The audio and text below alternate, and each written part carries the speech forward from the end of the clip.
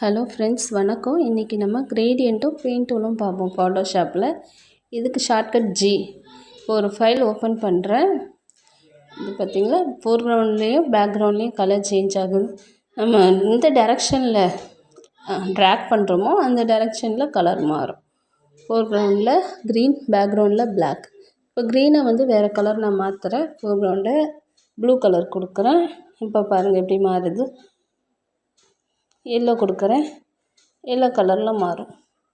அதுக்கப்புறம் மேலே இருக்குது பாருங்கள், அதோடைய டைப்பு என்ன டைப் வேணுமோ வச்சுக்கலாம். டைமண்ட் ஷேப்பில் ஒரு டைப் எடுத்திருக்கேன். அதுக்கப்புறம் அதுலேயே டைமண்ட் ஷேப்லேயே நிறைய பேட்டர்ன்ஸ் இருக்குது. அந்த டைப்பை செலக்ட் பண்ணி பண்ணலாம். இதில் 1 or more கலர்ஸ் அப்ளை பண்ண முடியும் கிரேடியன்ட் டூலில். இல்லை மோட் வச்சுக்கலாம், ஒப்பாசிட்டி கம்மி பண்ணிக்கலாம். கொஞ்சம் லைட்டாக வேணும்னா ஒப்பாசிட்டி கம்மி பண்ணிக்கலாம். இப்போ அடுத்தது ஒரு வியூ ஃபைல் எடுத்துகிட்டு பெயிண்டில் ஒரே கலர் தான் அப்ளை ஆகும். ஃபோர்க்ரவுண்டில் ஆரேஞ்ச் அப்ளை ஆகுது, க்ரீன் அப்ளை ஆகுது.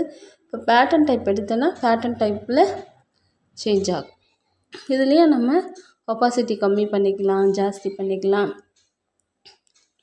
மோடு நார்மலில் வச்சுருக்கேன்.